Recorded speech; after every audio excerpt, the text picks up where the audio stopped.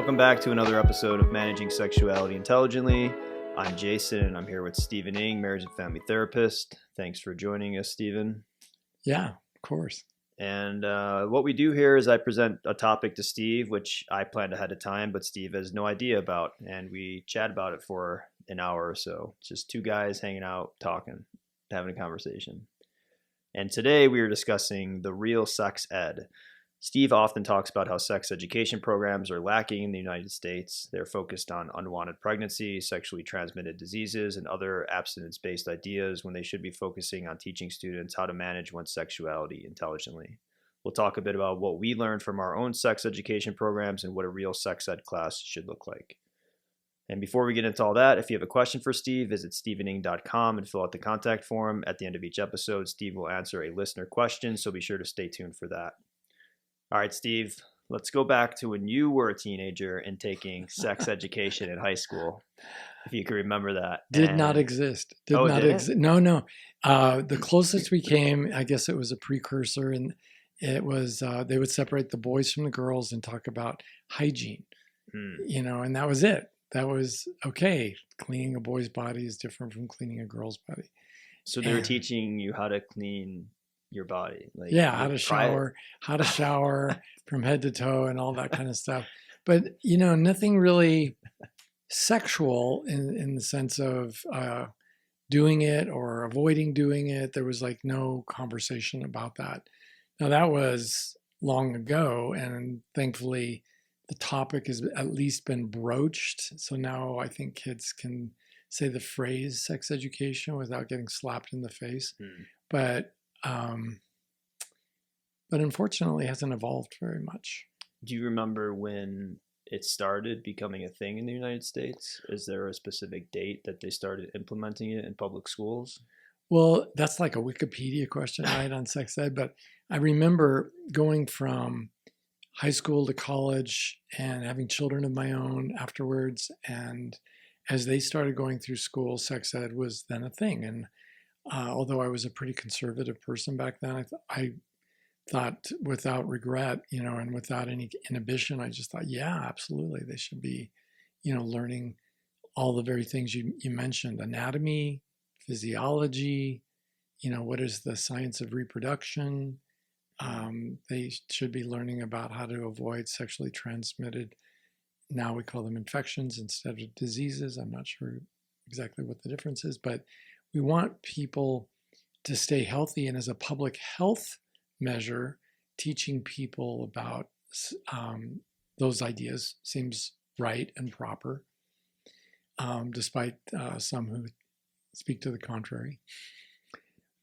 So you thought, when your children were growing up and going to school, you're like, yeah, this sounds like a really great program. Yeah, starting in the 70s. All right. Yeah, so that's how far back I'm aware of sex education being a part of public education. And from then on, it's I think gradually improved. I think they do some things with bananas and condoms that my children probably didn't see. Mm-hmm. But nevertheless, again, I think it's, in terms of public health, really pretty important, because so many STIs are preventable with simply the use of a condom or the use of some common sense or some restraint. So, I know teenagers aren't notorious for their self-restraint and common sense, but to at least begin to know. Yeah. I think education has to start somewhere. It's not like when I started learning arithmetic, I was ready to calculate, engineering problems. But you start somewhere. And you build on that. And I think for us sexually, it really would have been good to start in elementary school with anatomy and physiology. That really makes sense. And then follow that up with, something in the years to come, like right around puberty, that this is where babies come from and this is how they are made. But, I have a different take on this, right? Yes, I know that. Yeah. Yeah. But it sounds like you're saying it's good to get that education in as well and have that sort of conversation, but it shouldn't only be about this. For me, when I was in high school, it's we're taking sex ed. It was always a thing. And it was when you're 15 or 16 years old and it's taught by some gym teacher Yeah. who was borderline, on the inappropriate side with women, Right. and it was all just kind of like awkward, but also interesting, but also you didn't leave there with anything. You left there, it's like, don't get someone pregnant and wear a condom. It was like, those are the main things, the takeaways from it, at Yeah, least for which is me. a lot like what I think my mom was trying to communicate to me a bit too late when I was 16. Whatever you do, Steve, just don't get a girl pregnant. Mm-hmm. It's like, yeah, how do you make that work? I think it's the how-to part that's weird, because parents often throw out these warnings, just in a way that's similar, I think, to churches. Don't do this, be good. Yeah. Okay, but how do I do that in the midst of all of these sexual urges and feelings and the curiosity, and oh, it feels so great when a girl flirts with me or pays attention to me, and kissing, don't get me started.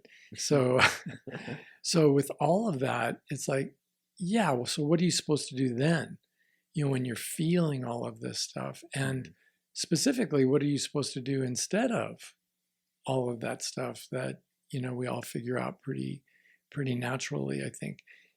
Particularly, I think the whole situation is much more acute now, because for decades we've been hearing parents say, well, that's a parent's responsibility, parents should do that, but parents don't. Yeah. Any social worker or counselor will tell you that. And that when parents do, it's really not done very well. Yeah. We had books growing up. In the home. Yeah, we had different ages. It was like, okay, you're now 8. We now have to read this book, and there was like a series of books from like age 5 to 8 or something to like 12 or something like that, and we like read them together. But it was also kind of the same physiology, where babies come from, things like that. It wasn't anything about how to have a successful relationship. So then, like when you hit 15, your dad just hands you a Playboy and leaves the room. Yeah. That was the graduation gift. Because And then I went to DVDs when I was 18. Well, so and then I got a porn addiction that I fucking trying to quit since then. Don't Thanks, say porn Dad. addiction. That's fighting words. I think for me, and I think for most thoughtful parents, this conceiving or contemplating is a better word, the presence of the internet. If I don't explain to my kids, oh, they're going to be searching the internet for and just entering those questions. What does such and such mean? Yeah. And that could be really eye-poppingly weird. Yeah. When you start asking the internet those questions. And are you 18 to be entered to this site? Yeah. Absolutely. Yes.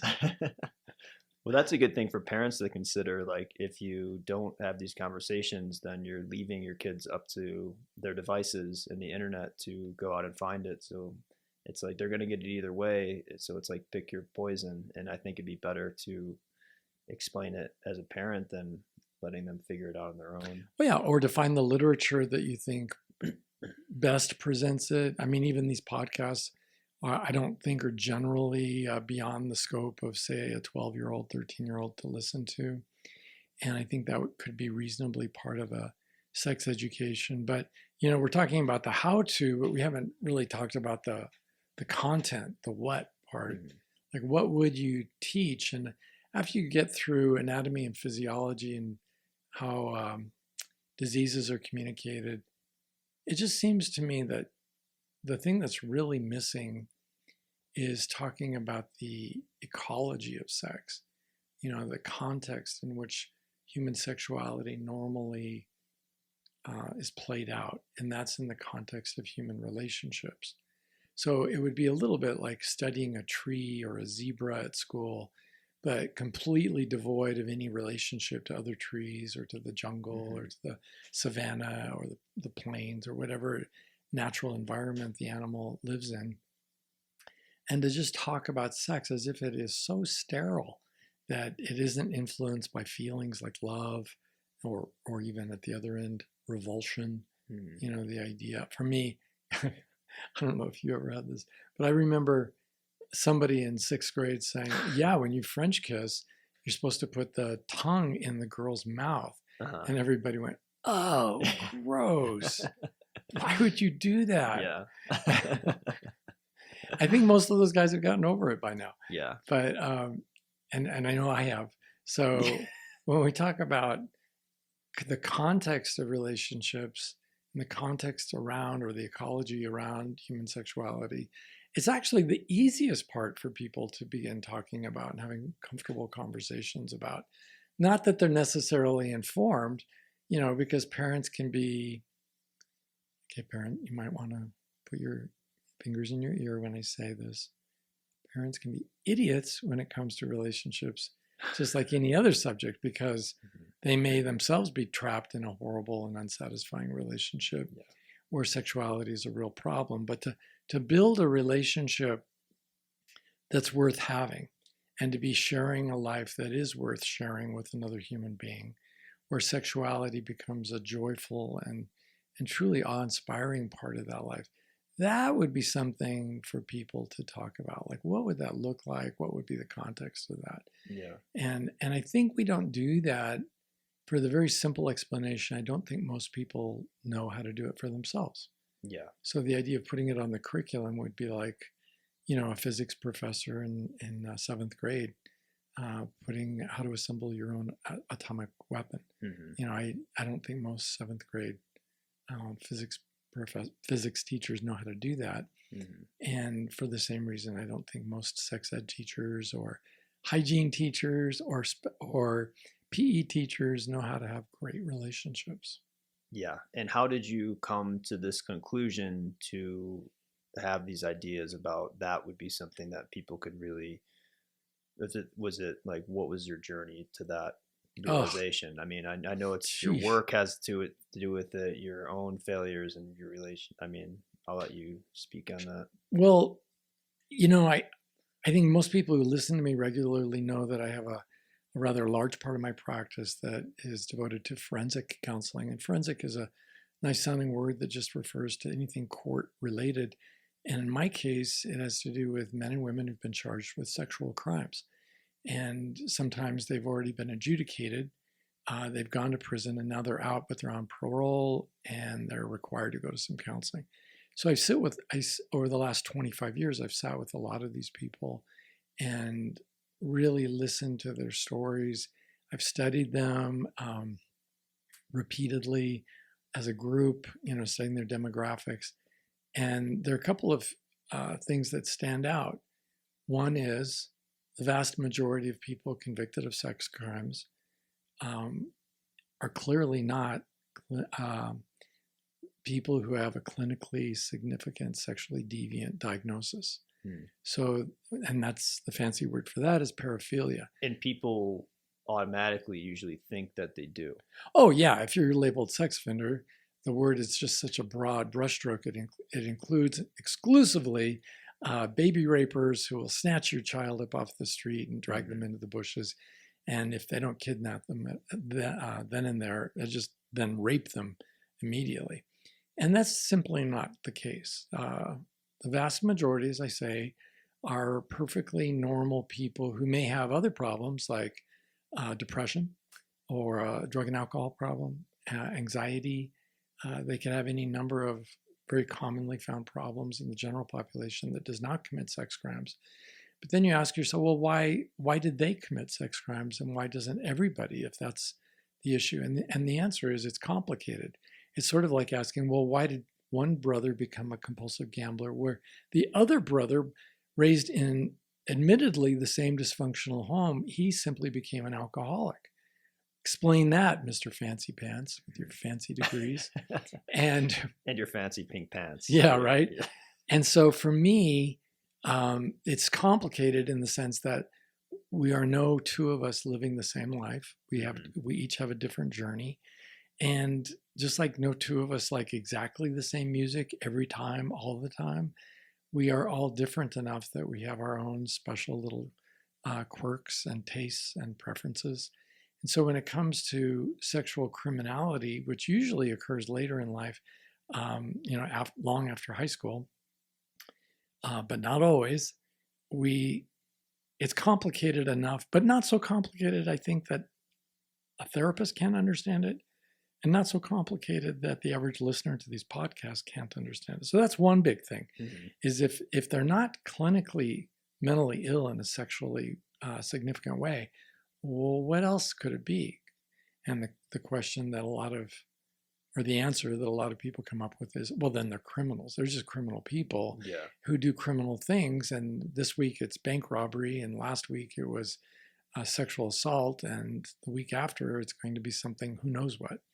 And that also isn't true. The vast majority of people who commit sex crimes are, for the overwhelming majority, I would say like 85% of them do not have any significant criminal history at all. And among that 85%, you'll see a lot of things like DUIs, driving under the influence, or like, what is it called? Driving, what is it? What is that called? Dangerous driving? When reckless driving. And there's another one too, careless driving. They'll get charges like that, moving violations, but typically not anything the rest of us would consider significantly criminal. Those are more like nuisance crimes that could result in real harm to people, but generally we don't think of them in the same mindset as we think about bank robbing and murder and that sort of thing. So there they are. The vast majority of my clients are neither sexually deviant nor are they criminally minded. And then the question poses itself. Well, then why do they commit these offenses? About 100 years ago, there was a therapist who said that the most important 3 objectives any man has to meet in order to have a great life are career, friendship, and love. And when you think about career, we're not just talking about a job like a McJob at a local fast food place, or even a great job making a lot of money, but that doesn't really resonate. It was something he was through accident or parental coercion he was kind of forced into, and it doesn't. By career, something that really reflects a person's passion and interests, and if not, then is at least a stepping stone to that place where they're attempting to get. So not everybody may enjoy school, but they know they have to get a degree in order to do something else that they want to do. So school can be a part of that career for sure. And I'm not putting down honest labor that people engage in to pay their bills or anything like that.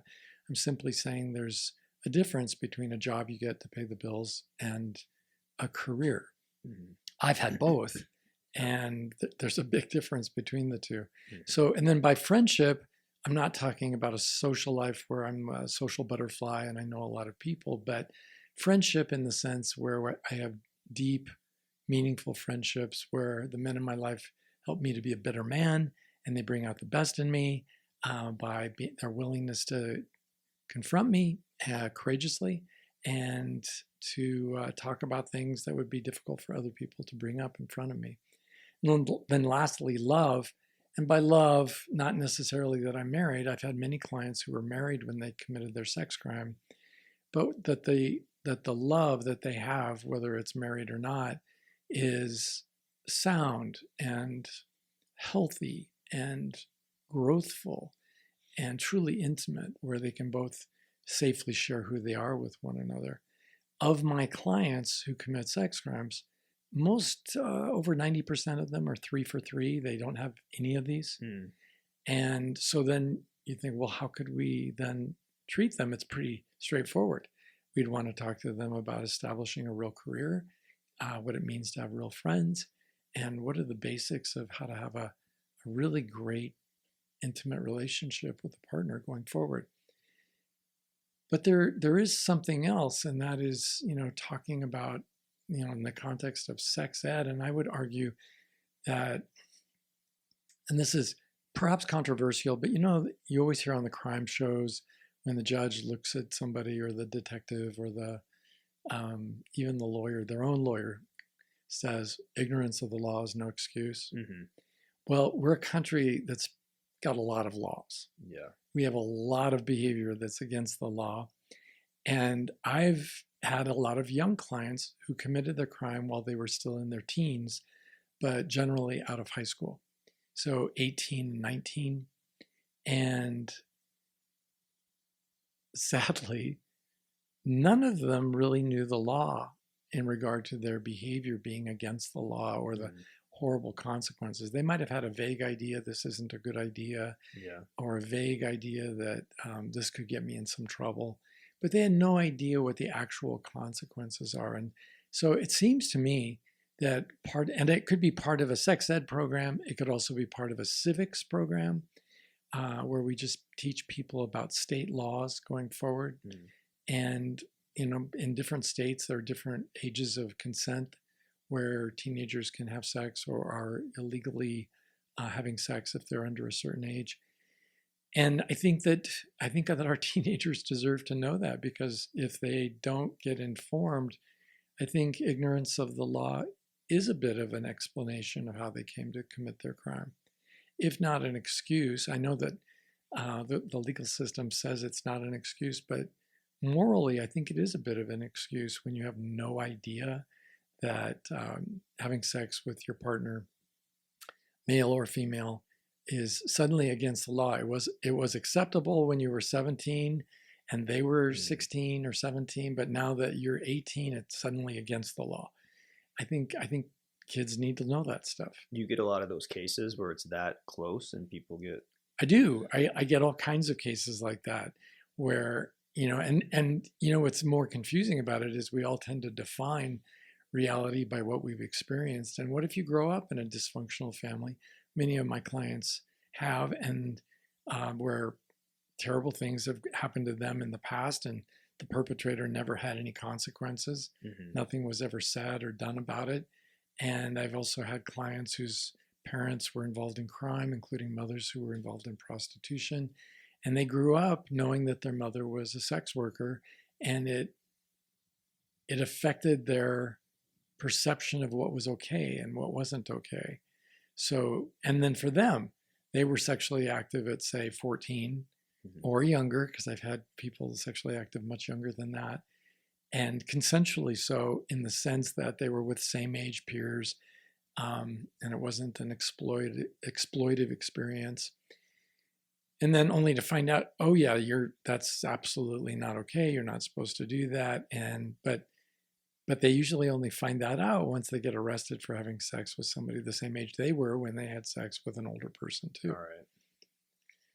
Man. So all this stuff, so from having these conversations and working with these clients, you started to see then maybe if we had some sort of education around this sort of topic, we could have kept some of these men like out of jail or... Absolutely. Men and women. I have men and women who go to prison. I have female clients who are sitting in prison right now, and some who just got out. But, the thing, you can say all you want that you really care about victims. I hear that all the time from people on the prosecutorial side. But if you care about victims, then that means you have to care about potential victims and do what you can to prevent crime. And I think there's so many things that we could do that would cost little or nothing to implement. And we've had public health education programs before to change human behavior, and it worked. When I was a little boy growing up, nobody used safety belts. It was not a thing. Even if the car came with safety belts, people wouldn't even look at them.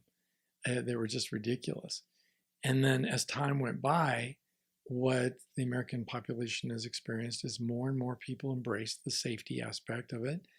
The idea seemed to take hold to where even without the law requiring it, the majority of people were using them.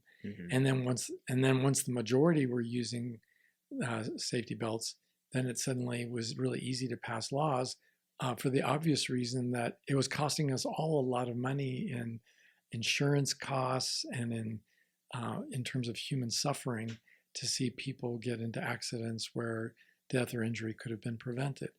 We've done the same thing with tobacco advertisements on public airways. We've done the same thing with numerous public health issues. And I would submit that because sexual criminality is often linked to mental health issues, as I said, substance abuse, depression, early childhood trauma, I think it's deserving of the same sort of treatment. So imagine a movie theater, for example, just one simple idea, a movie theater that might routinely flash some concerned public service announcements um, before the movie actually begins. That also included, hey, glad you're all here to see the movie.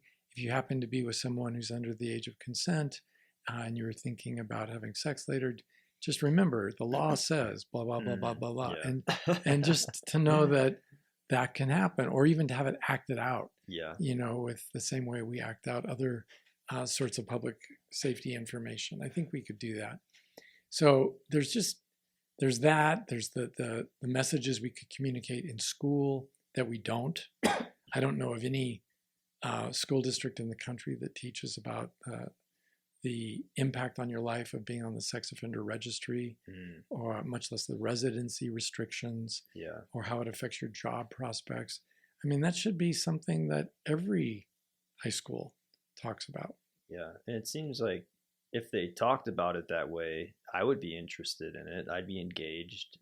You mean as a teenager? I would think so. I mean, to me, I was most engaged as a teenager when somebody's telling me real stuff without the bullshit, I guess, or trying to like pull something on me. When somebody's just being honest and being like, hey, here's how life kind of works. This is what could happen if you're not careful with your sexuality, or if you're not doing it intelligently, however you want to frame it. But anytime a teacher is being like honest and really sincere, I think it really gets across to students. I mean, more so than if they're just up there reading from a textbook. Yeah, I have on my YouTube channel, I have a 10-minute video on this subject where I interview 3 young people who've all been convicted of sex crimes. And it's called Tell Me About Your Sex Crime. And they all very graciously agreed to do this. And as you listen to this, as anyone listens to this, it's really different than a scared straight kind of a thing.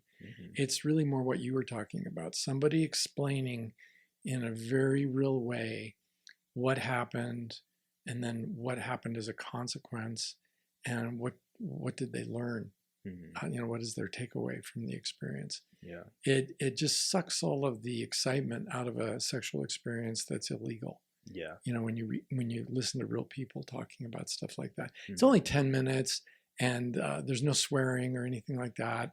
And I think it would be age appropriate for really young people, including, I would say, at least 12 and up, if not earlier, but maybe even 11 and up, because all of these individuals committed their sex crimes as teenagers while either in the school district or shortly after leaving this school. And they all had their own sets of irrational beliefs. And the video, of course, is free and costs nothing. And teachers could share it in a sex ed group, and have. Nice. Yeah, in my hometown, they've shared this with, and so far, not one child has turned to a life of sexual criminality as a result of viewing these videos. Yeah, have to see more of you. They do. Yeah, and you get to see what I look like with the beard. I look, spoiler alert, I look very old, very old. So this idea of a real sexual education class, it's not only, it's protecting people from possibly offending, it's also protecting possible victims, but it's also protecting people who maybe just want to be in a relationship without going through the complete and utter disaster of mismanaging it and being heartbroken. I think so. All that is another part of it, right? Absolutely. So in early American history, even adulterers were criminals, right? But if you arrested all the adulterers in the United States, I mean, half the country would be guarding the other half of the country, and the half doing all the guarding would be under 18, I guess. Because just about everybody has screwed up and had sex with somebody they ought not to have had sex with as they get older. At some point in their lives, people do have affairs, especially, I mean, just do a thought experiment. If you're listening to this, who's more likely to be vulnerable to having an affair? the person who's happily married and just leading a really great life, or the person who's absolutely miserable in their marriage. Well, obviously, the miserable person is far more likely to act out because miserable people want to feel better. But what does that have to do with sexual criminality? Well, it has to do with managing your sexuality intelligently. And not surprisingly, a lot of my very miserably married people end up having sex with underage students. Or, as in my state, Nevada, any employee of the school district who has sex with a student even above the age of consent is now guilty of a felony sex crime. So I've had very young teachers sitting in my office just crying because their career is over. They think their life is over. They're looking at going to prison. They know they'll never teach again. And so they were 22 years old and they had sex with an 18-year-old. Not so weird. So that's against the law. I'm just like, okay, I'm going to pretend I caught you in time and that nothing has happened. But yeah, that's against the law. So a 22-year-old teacher, so at a junior college, say, sleeps with an 18-year-old student in high school, say an 18-year-old high school student. But it's a high school thing. Now, see, in my state, the age of consent is 16. And you'd be thinking, 18? Well, what's the problem? Yeah. Well, the law was passed to try to reduce the exploitation of positions of power. Got it. And so, there were a number of employees of school districts across Nevada who every year were recruiting some young vulnerable person for their new partner, quotes around that word, and they'd have sex, and then the next year they'd follow up with a different one. Now, I don't know. I don't judge morally. I'm not too concerned about that.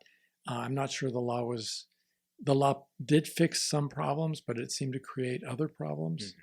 I don't know that it's stopped any criminality from occurring, but it's certainly messed up a lot of people who had no idea that that was even a crime. But even if you know something is wrong, and I think most church pastors would agree with me when they think about their congregations, even when people know something is wrong, that knowledge by itself is not enough to protect people from doing it when they're under duress, as in depression, misery, loneliness, that kind of thing. Yeah. And then as far as like how do you think about sexuality? Like, because it is like a very powerful force.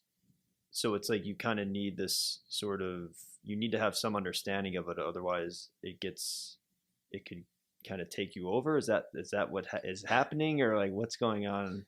Well, at some point, like when we're hungry physically for food, most of us manage to maintain our table manners, and we don't just grab food from the center of the table and stuff it in our face. But there comes a point where someone is so starved that they would do something like that if they saw any food. And I think the same thing is true sexually speaking. I mean, I'd like to think we could all behave ourselves under all circumstances, but that's not the reality.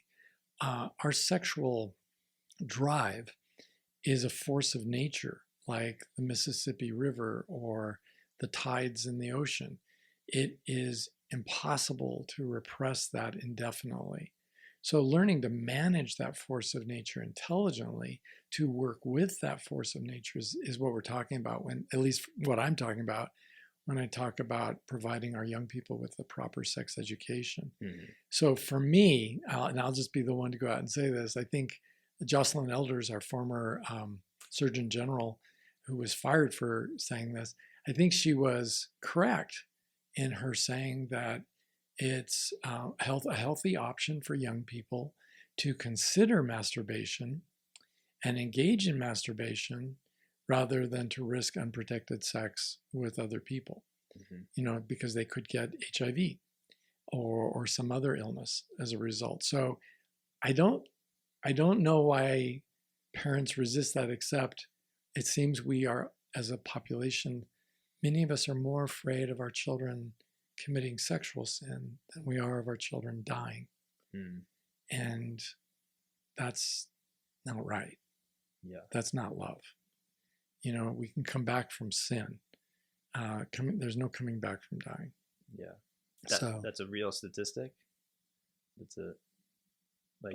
I don't think I quoted a Oh, it's statistics. okay. Not a statistic, but that's just like people's fear, I guess. Oh yeah. For example, I mean, we have to look no further than we know that the vaccine preventing um, genital warts uh, helps save lives. Mm-hmm. You know, girls die of cervical cancer, which starts off in the form of warts, Mm-hmm. which starts off by being communicated to them from someone who has warts. Yeah. So you would kind of like your daughter to make it to adulthood and be healthy. And you might not want her to have sex, or you might not want him to have sex, but wouldn't you at least want them to survive? Well, sure. So, as a parent, the only reasonable option is to take advantage of every precaution that would help protect your child, because sexuality is really pretty hard to resist Mm-hmm. indefinitely. Yeah. And for a teenager who's reached their sexual maturity at puberty, not their emotional maturity or their intellectual maturity, life changes. For a boy, there's a 17-fold increase in testosterone levels over a period of 90 days.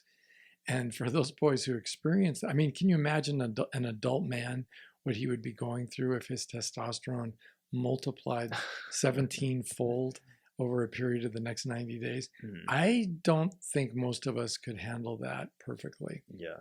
So, and these are boys who are young and immature, and of course they're going to be liable to make mistakes at a much greater rate than when they're older. Yeah. But we'd like to see them make it at least make it through their teen years. Mm-hmm. So initially there was full-throated support for the vaccination, and then the religious right got involved and said it was a license to sin, and that it was the fear of cervical cancer that would keep girls from having sex, which is ridiculous.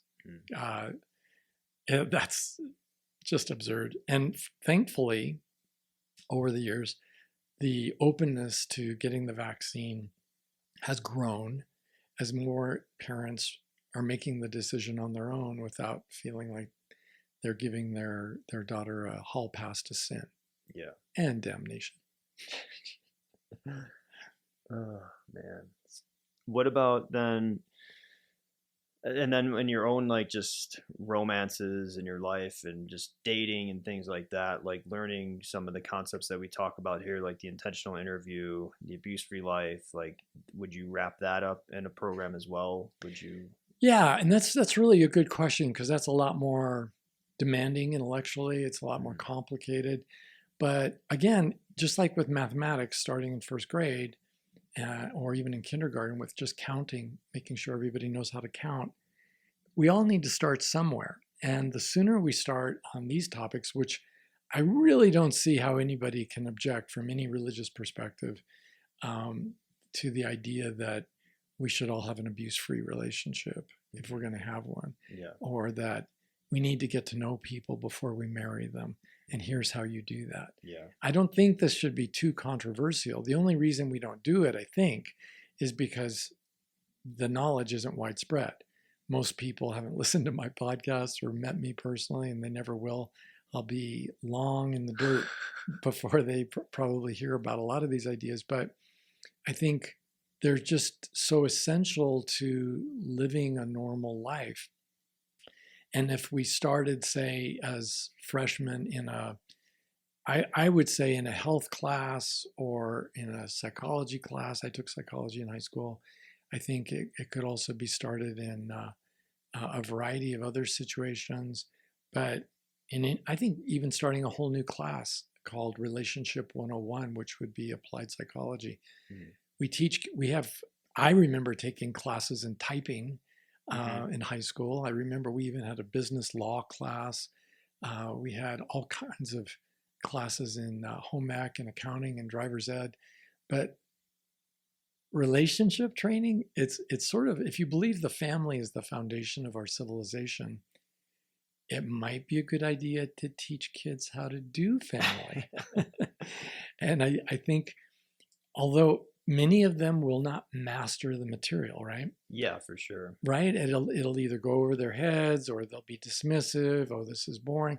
When really, my experience has been it's not boring to anybody because everybody wants to learn how to do love better. Yeah. But if they don't get it, life will certainly reinforce the lesson in their first relationship, most likely, Yeah. and in their second relationship. And instead of doing what I did and missing the goalpost by a mile in my first marriage, and then going on to stay not for a short time, but for nearly 2 decades in my case, I think young people who have these classes would be able to recognize, oh, oops, I made a mistake. I got involved with the wrong kind of person. I need to get out of this. And I think they'll be less likely to marry the wrong people. And I don't mean that there are people that are wicked or something like that that disqualifies them. I'm simply saying people who are wrong for them, because the right person can bring out the best in you, but that doesn't mean they bring out the best in everyone.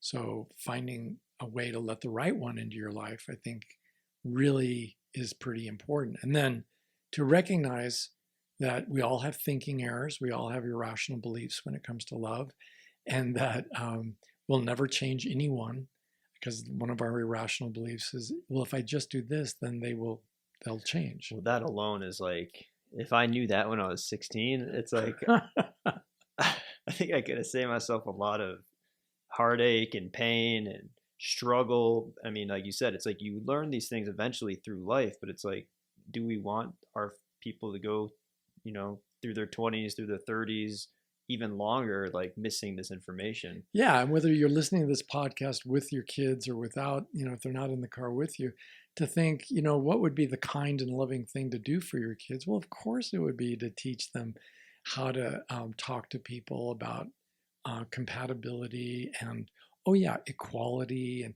having an abuse-free relationship. What would that look like? Can we really expect anything so wonderful? Is that even humanly possible?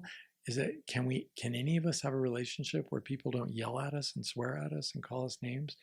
I think so. I think it is possible, but it's definitely much more difficult if it's not even on your radar. Mm-hmm. Because I think most young people, at least, are thinking, what did I do to cause them to call me that bad name? Yeah. What did I do to make him or her so upset? And as if we are somehow the owner of their behavior. Mm-hmm. And, most people who go in for counseling to get over these kinds of irrational beliefs are quite a bit older. But there's no reason we can't teach this to the young. These are not overly complicated concepts. Mm-hmm. And young people fall in love all the time. We celebrate those lovers who met each other in high school and they were high school sweethearts, and we meet them 50 years later after they've been married forever, or in the case of Jimmy Carter, 77 years later. And it's, to me, simple and honorable and loving and kind for parents to open their heart to this kind of education that we could call, for lack of a better term, relationship 101. And frankly, I think it should be required. It should be one of those electives or one of those requirements prior to graduation, because then you could be able to face life with the knowledge that would save you not only heartache, but many thousands of dollars and many years of your life. Yeah. Which is what it costs when you get together with people who are obviously wrong. Mm-hmm. Yeah, it just blows my mind that we're just not teaching people that, like, especially if family is such a big thing in the society and we want healthy relationships. Like, again, like you said, we don't have people, you almost need to open up like a Stevening training facility or something, or put together like a course and be like, okay, here's what you teach, here's the curriculum, and then go teach it. Which could be done. It's like, so I don't know how you make that happen to like change a whole national, because I think sex ed's pretty national now. It is, and Bill Gates always asks me, can I fund your sex ed curriculum? And Bill, I'm just really busy. I don't think I could handle millions of dollars right now. And, um, you know, I think we don't do it because it's a hole in our universal consciousness. Hmm. We just don't think about it. But if, for example, if you think about domestic violence and just putting near a complete end to that in our culture, we could do that the same way we've gotten pretty much everybody to wear safety belts. Mm-hmm. We could communicate to young people that there's never an excuse, not only for the violence, but for all of the what I would call psychological foreplay that precedes violence. Yeah. Most people don't just haul off and hit somebody, but it begins with put downs and a tone of voice that's demeaning or humiliating or condescending. And we need to learn to identify those behaviors, to confront them, and to say, hey, I thought we were going to have an abuse-free relationship. Did you want to renegotiate that? Because I don't think I'd be into that. And then have that conversation where women could get out of a chronically abusive situation with a large and violent man. They could get out before they get so psychologically diminished that they're no longer capable of acting on their own. So we could do so much to make the mental health of America better by prevention. And that's just a thing we don't even think about. One of my favorite scientists is Benjamin Franklin, and I was just going to say that quote. Yeah, an ounce of prevention is worth a pound of cure. And I think he maybe underestimated it, because I think it's more like a fraction of an ounce of prevention would be worth tons of cure. Because especially when we're talking about relationships and the misery that comes from bad relationships, and the whole point of getting into a relationship in this modern age is to increase our happiness. That's why we get married. We don't get married so somebody will do our laundry, or that somebody will just go to work for us and bring home a paycheck while we, have babies. That's not the point of marriage. But we don't really explain that. And I think it's a non-sectarian message of education. I don't know that there's any religion that would want to go on record as promoting domestic violence or promoting ignorance about compatibility, or saying that people really shouldn't look for an abuse-free relationship or conduct an intentional interview and get to know people before getting married. I don't know any religion that would be against that. Yeah. But once you get these ideas in your head, I think I even now, after decades of doing this, I'm very shocked at how people have missed this. I can't believe that somehow Stephen Ng is the only one who's ever thought of this. There have to be other people who have thought of this. It's just I've never heard anybody talk about it. Do you think that you could create a curriculum that could be a universal standard in the United States? In less than 30 days, yeah. Especially if Bill Gates steps up with those millions. It's so crazy. Like, to me, it's like, why is that? Why is it not a thing? Like, it just boggles my mind. And the way I understand everything that you're teaching and everything that you've learned and how you express yourself, it's like, this would help so many problems, like on so many levels. Right. It would be, and you're getting it when you're young, when you're open to learning. And even if you don't like, if you're not fully engaged, fully paying attention, that class, the way it could be done with role playing and different exercises, you'd really never forget it. Like, it's like a class in high school that I always remember American Frontier. It was all about the West. We watched a bunch of movies. The teacher was like a goofball. He had this big cone that he yelled out to people, and he would rewind parts from like Little Big Man and Unforgiven and like show us the part over and over again just because he loved it so much. And it was just like, I'll never forget that class. And it's like, oh yeah, so it's like a class like this where you're like learning all these things and you're hearing these concepts, and it's like, oh, maybe I shouldn't stay in a relationship where that abuse is happening. It's like, right. If a woman hears that at 16, I would think she'd be like, oh, it'd pop into your head, and that there's other stuff out there. Absolutely. I don't want to be guilty of self-promotion here, because I just agree so thoroughly, and it boggles the mind to me that we don't do it. I don't know that it should be a semester-long program or a year-long program. but I think at least a whole semester, at Oh yeah. least a whole semester.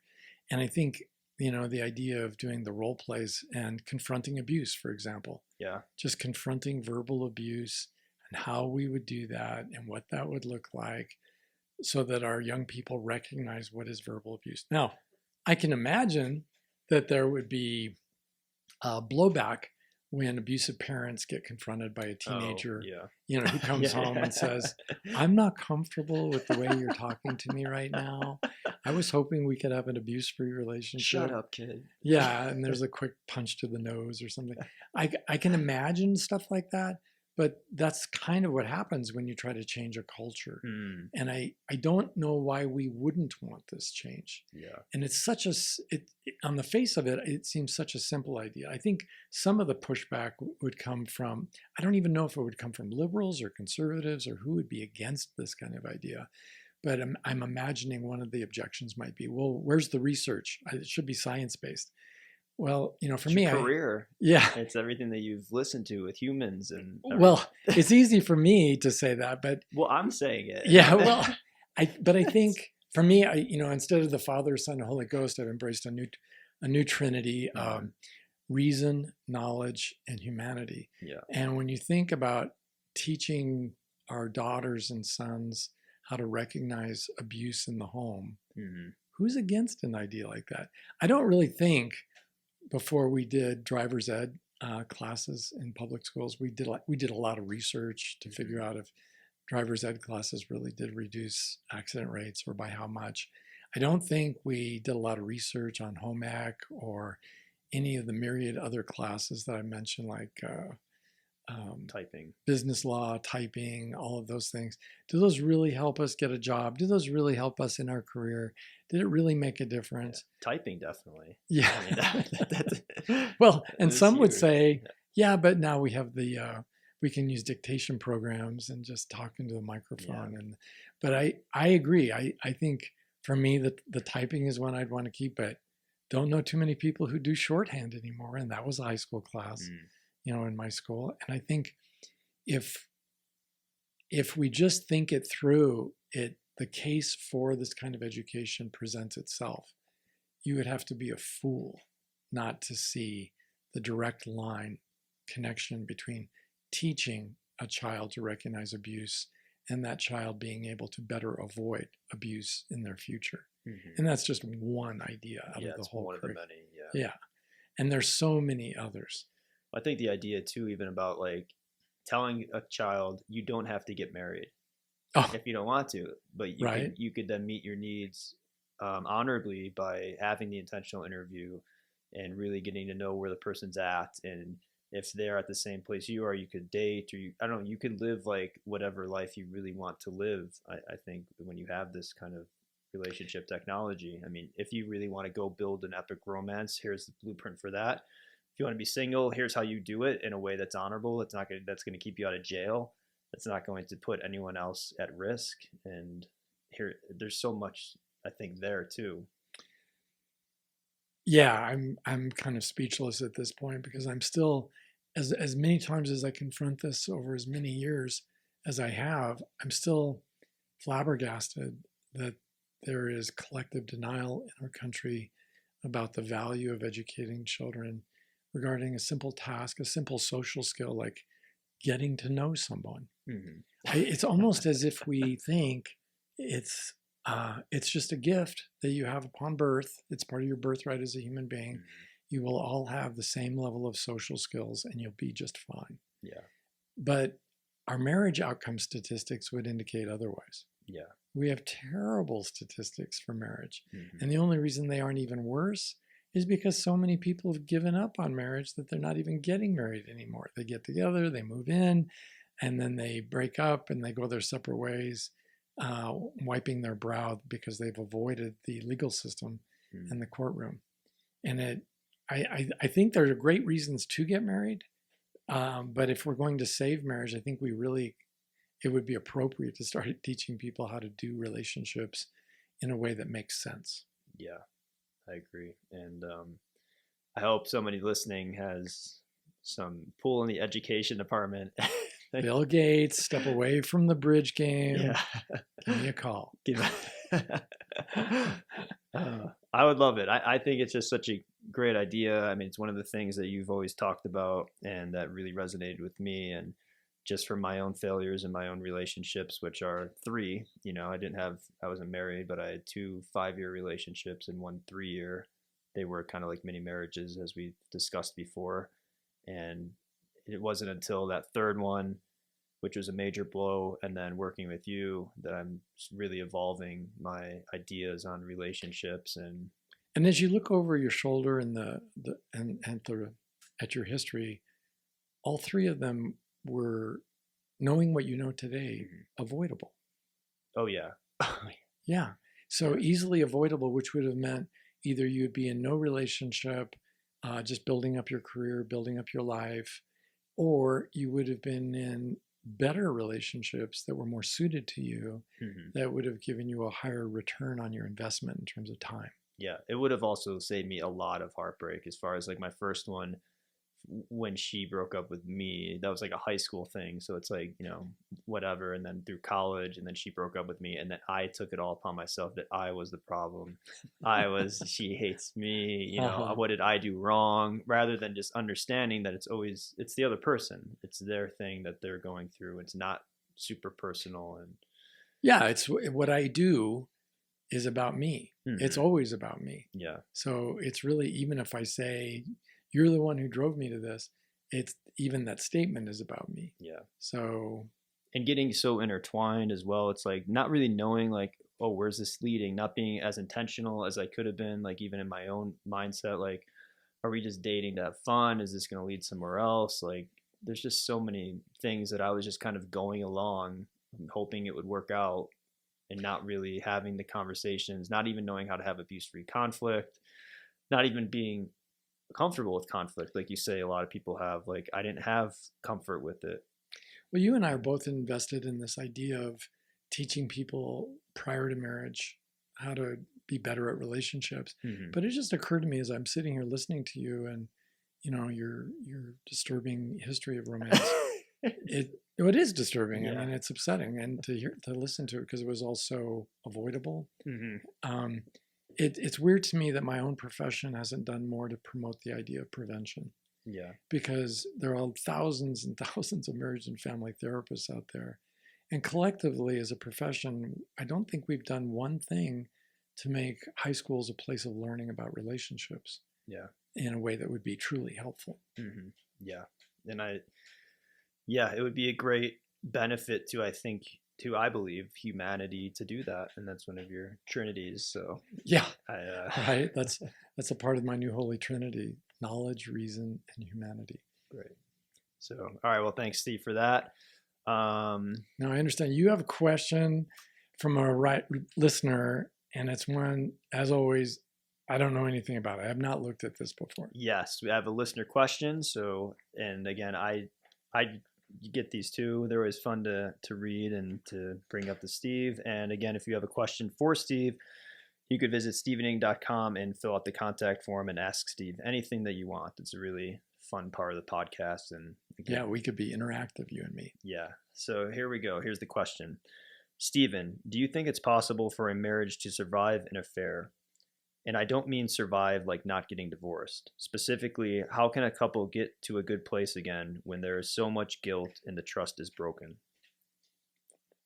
Again, great question. I get the most amazing questions on the show.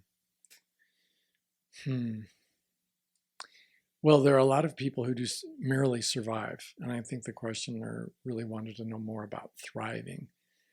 There are also a ton of people out there who have a knee-jerk reaction to terminate the relationship because the infidelity is unacceptable to them. And I think there are some reasons. Sometimes I think that's the right decision. If looking deep within yourself, you recognize the limits of your tolerance, and you know that you will never, ever again be able to trust this person or forgive them, then I think, yeah, it'd be a kindness to set them free. Yeah. Not because what they did was so unforgivable, but because of who you are. And it takes some humility, I think, to really put that out there like that.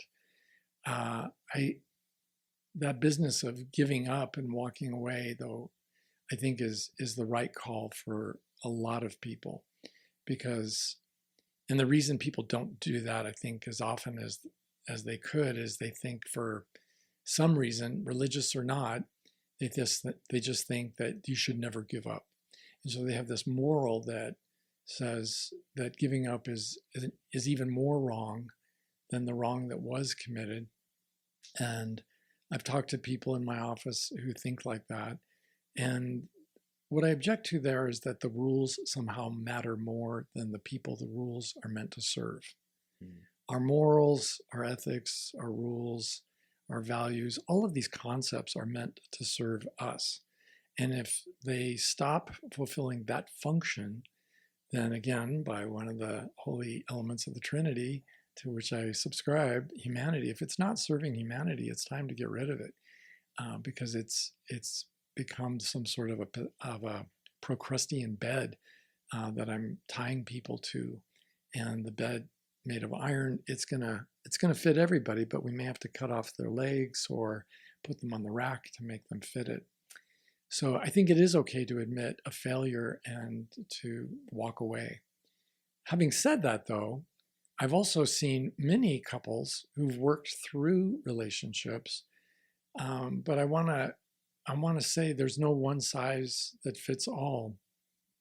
But there is one principle that I think that does fit everybody, and that where I've seen it work and where the couple come out of it bigger and better than ever as far as their love and their commitment to each other.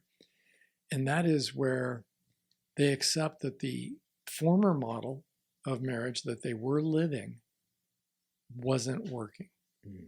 It just simply wasn't working. Maybe it had him working 80 hours a week and she was swamped with responsibilities in the home. Or maybe he was not emotionally available and she was lonely for going on 20 years before she succumbed to her own temptation to have an affair.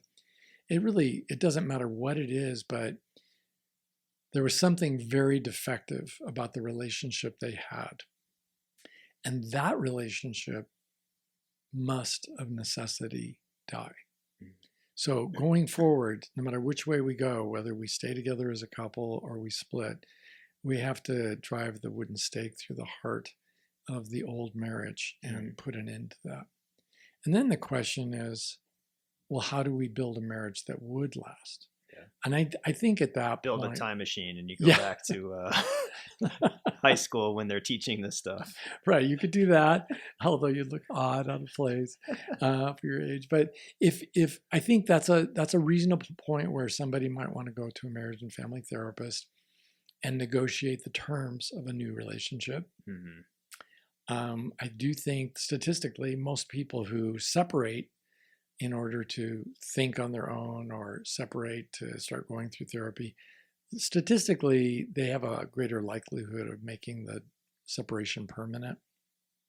Also, going to therapy by yourself has the same result. So if you're really interested in figuring it out together so there can be a togetherness at the end of the process, you kind of both have to get into therapy.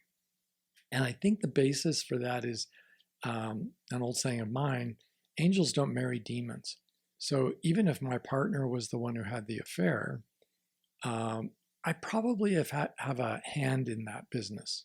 Mm. There's something about me probably that was making that all a more likely than not outcome. Yeah. So figuring that out together, to me, is where the clients join the therapist as co-collaborators in their own therapy.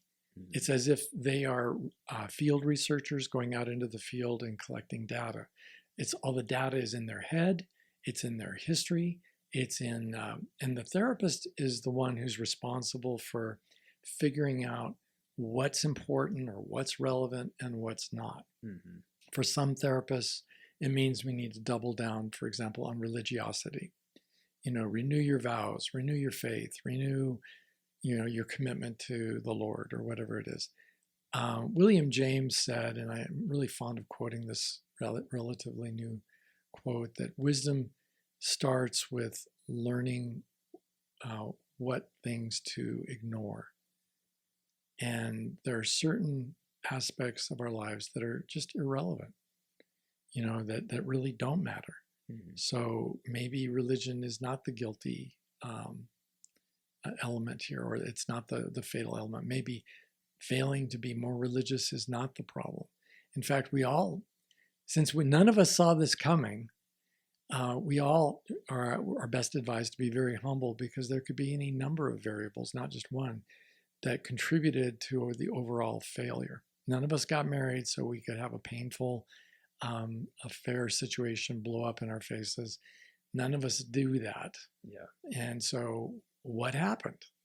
And sometimes it is true that we marry people who are going to have affair after affair after affair. Mm-hmm. In my experience, that is particularly true of marriages where one or the other failed to do any change whatsoever.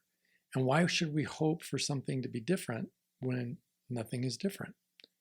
If nothing has changed, then we're going to likely have the same outcome. So somebody with a personality disorder, for example, may be really challenged to enjoy intimacy. That may be a thing that's really hard for them. Mm-hmm. And having affairs may be a part of their symptomology. I'm sorry to say, it just is for a lot of people. So figuring that out as well is also where a clinician can come in really handy. And figuring out what else is going on mental health wise. Is one or both of these individuals involved depressed? Yeah. But the answers lie within us and within our history. And so getting a professional who's a disinterested third party to help us sort out the facts, I think that's really going to help. And the reason to do this, even if we decide in the end to separate and go our separate ways, is because with understanding, we're far less likely to repeat the error. All of us have had a friend or two out there in our lives, or an acquaintance at least, who's married multiple individuals who all seem in the end to be the same person. Yeah. Different face, same person. Mm-hmm. The woman who marries 7 alcoholics, the man who marries 3 different women who cheat on him. Mm-hmm. There's so much repetition in our behavior until we go through the painful process of a spiritual autopsy on our marriage, taking it apart, looking at all the parts, figuring out what parts I'm responsible for and what parts I'm responsible for ignoring and not paying attention to. So in the end, there's an awful lot of wisdom just waiting for us there. Yeah. Great. Thank you very much for that answer, and thank you very much for the question. And that wraps it up for today. Thank you all for listening, and stay tuned for the next episode.